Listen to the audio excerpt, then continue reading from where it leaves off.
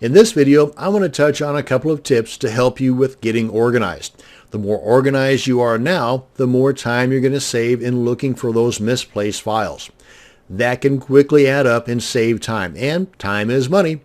If you already have a system in place, then these tips may give you an idea or two, or at worst, let you know that your current system is the best one for you, and hey, there's no need to fix what ain't broke, right?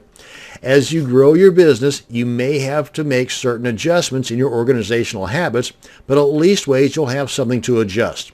The idea here is to just do it. Begin getting organized now, and as needed, make your changes. For example, I have a certain folder structure to keep all of my website and domain details organized. Let's go ahead and take a look at what I've got set up here. One of the folders on my hard drive is called My Sites, and inside of that folder, I've got a list of every single domain that I have in their own individual folders. For example, domain X would be site-X. Domain Y would be site-Y, and so on. And inside of each one of these folders, at a bare minimum, I have two more folders, and then a text document that contains all the login and additional details about that domain. Now, since most all of my websites are database-driven WordPress sites, my structure might be a little bit different than what you might need. But at least ways this will give you an idea to work with. But I've got two folders here, one named images and one named backup. That should be no different than your setup. You should always have a backup, whether your websites are WordPress sites or Joomla sites or just static HTML sites. You should always have at least a most recent backup and at least one prior backup. You may find the need to have more than just one prior backup, but at the bare minimum, have two backups in there, the most recent and the one prior. And in my backup folder here, I've got two more folders, one called database, one called files. And since my sites are a majority of WordPress sites, I have the need for a database folder. You may not. So again, that's totally up to you. But you should at the very least have one that says backup. And I've got a folder here for images. Any and all images aren't going to be scattered about in this folder for this domain name. They're all going to be stuck in here.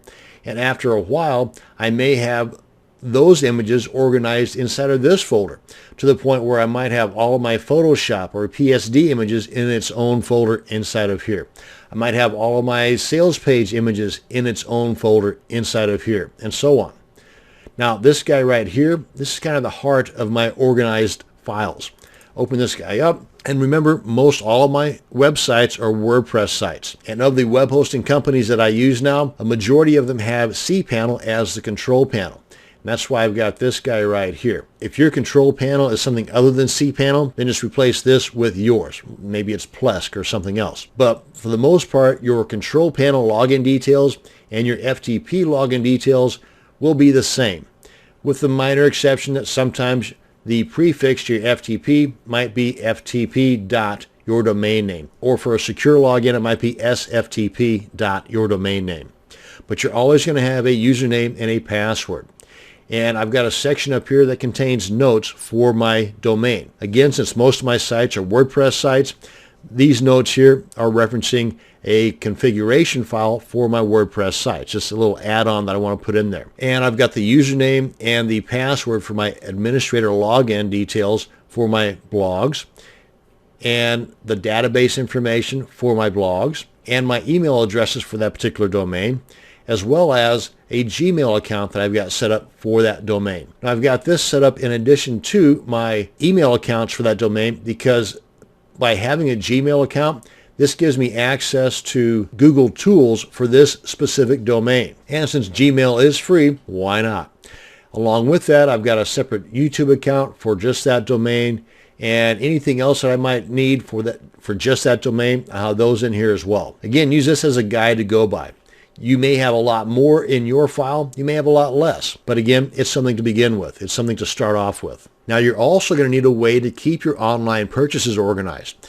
First off, for me, I write down, yes, actual pen and paper, all of my online purchases. So every evening before I head to bed, I can review those must-have purchases that have never been used yet and see if I can or need to work them into my upcoming schedule. Also, I use RoboForm to keep track of all of my passwords for the products that are purchased, for the products that are protected within a membership site, and I have a folder structure on my computer for all my purchases. Let's take a look at that. Let's go ahead and back up here. And like the folder that I have on my hard drive that says My Sites that have all these guys in there, I've got another one named Online Purchases. And you can name yours whatever you want. Again, this is just to be used as a guide to go by. And inside of here, I've got several different folders. In this case, these are niches or topics. I might have a purchase on the Warrior Forum, one of the WSOs or Warrior Special Offers. And I might have a separate folder here just titled WSOs where I might have all of those located. And inside of there, I might have the name of the purchase preceded by the date so that I can organize it by date purchased, or the name of the person that created the product. Again, totally up to you, however you're most comfortable in keeping your stuff organized. For me, since I'm a product creator, I tend to have things more niche related.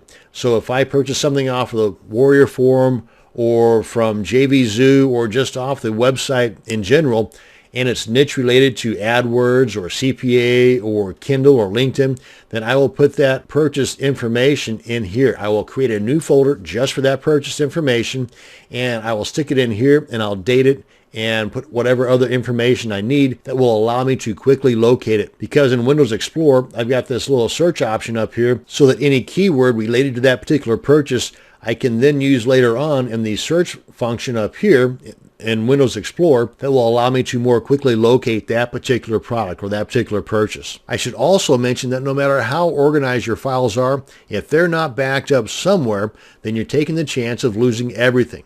Now, at the very least, you should save your can't live without files somewhere outside of your computer, like on a thumb drive or an external hard drive. And these hard drives or thumb drives are so cheap nowadays, you're really doing yourself a disservice by not doing this, by not spending a little bit of extra money now so that you're not going to have to spend a whole lot of money and heartache later on if something bad happens to your files. Now, if you can afford it, you can get a couple of hard drives for inside your computer, similar to my setup.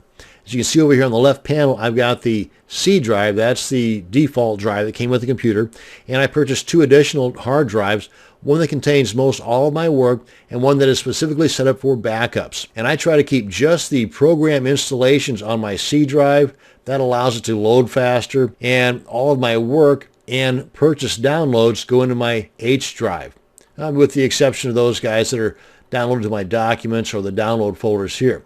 At which point, if need be, I will then either delete them from this or move them into one of my folders on my H drive so I can keep these guys as clean as possible. A lot of other folks do just the opposite. They'll pack up their C drive with all the same information because they don't have an additional hard drive. Again, it's totally up to you, personal preference. My main point here is to have a backup set up somewhere. Now, in closing, I want to mention that my folder structure examples and the use of Notepad works great for me.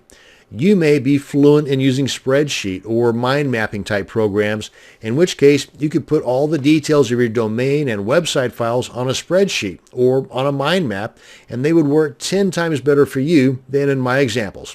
However you do it, just do it. Well, this should give you a good starting point for your own organizing structure. Remember, this is not meant to be a perfect solution, but something that can be adjusted as your business and ideas grow and change. Thank you very much for watching, and you have a great day.